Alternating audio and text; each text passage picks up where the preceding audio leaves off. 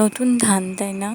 এই সময়টাই আসলে নতুন ধানের, কিন্তু অনেকদিন হয়ে যাচ্ছে যেহেতু ভিডিওটা অনেকদিন আগের, কিন্তু সেই জন্য আজকে ভাবলাম ভিডিওটা পোস্ট করেই দিই।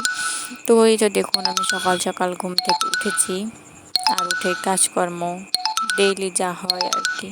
তো হ্যালো এভরিওয়ান, আসসালামু আলাইকুম। আপনারা সবাই কেমন আছেন? আল্লাহর রহমতে আমরা ভালোই আছি। তো এই তো দেখুন, এইগুলো হচ্ছে আমার কুমড়ার করলার গাছ, এগুলো আমি লাগাইছি।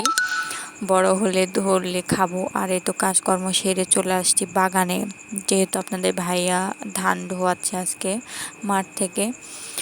আর তার জন্য আমাকে ফোন দিয়ে বলছে আমার জন্য পানি এনো, অনেকটাই ক্লান্ত। এই তো কড়া রোদ, তার মধ্যে কাজ করা আসলে অনেক কষ্টদায়ক। যারা মাঠে কাজ করে তারাই বোঝে। আমাদের বাড়ির কাজও কম না, কিন্তু সবাই আমাদেরকে অবহেলা করে, এটাই মেয়েদেরকে তো সবাই অবহেলা করে। আর দেখছেন এখানে কি সুন্দর একটা মোরগ, দেখে মনে হচ্ছে কচ করে খেয়ে নিই, কিন্তু খাওয়া তো আর যাবে না না। এই তো আপনাদের ভাই আবার ধানের ভার নিয়ে চলে আসছে। তো তাকে এখন একটু আরাম বিরামে পানিটা খেতে দেবো। এই তো দেখুন এখন ঢালবে, আর এখানে আপনাদের ভাইয়া ঢালছে। আর আমি এখন মেনলি এখানে আসছি কি কাজ করতে জানেন? পালা দিতে, ধানের পালা দিতে হবে, যেহেতু আকাশের অবস্থা খুবই খারাপ, যখন তখন পানি আসবে এরকম অবস্থা। আর পানি কিন্তু আসছিল সেদিন, জানেন। এখন আপনাদের ভাইয়া আরাম করে বসে পানি খাচ্ছে। সরি, সে কিন্তু সকালের খাবারটাও খাবে। আর এখানে দেখুন ধান কিন্তু মাড়াই করা হয়ে গেছে, তারা কাজ করছে। আর এই তো দেখতে পাচ্ছেন আমি কি সুন্দর করে এখন ধানের পালাটা দিয়ে দেখেন। তো আমার মেয়েকে কিন্তু নিয়েই আসছি এখন, তাকে তার বাবার কাছে, তার বাবা খাবে, তাকে নিয়ে থাকবে আর আমি কাজ করব। যেহেতু বাচ্চাওয়ালা মানুষ, আর বাচ্চা দেখার মতো সেরকম কেউ নাই, সেজন্যেই।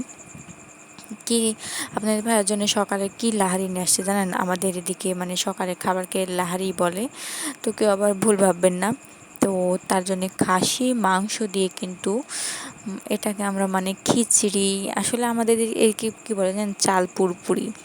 তো আপনাদের বাসায় কি কি বলে সবাই অবশ্যই কমেন্টে জানাবেন।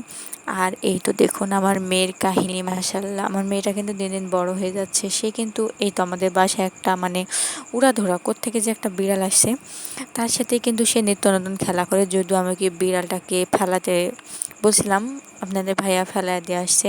অনেক মায়া লাগছিল, কিন্তু কিছু করার নাই, যেহেতু আমার বাচ্চা মানে যে খাবারটা খাচ্ছে সেটা তাকেও মানে ওই হাতে তুলে দিয়ে আবার ওকে খাওয়াচ্ছে।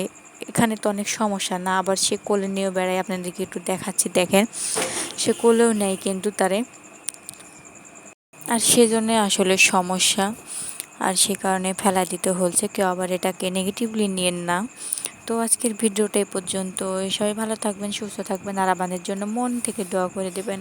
আল্লাহ হাফিজ সবাইকে। আসসালামু আলাইকুম।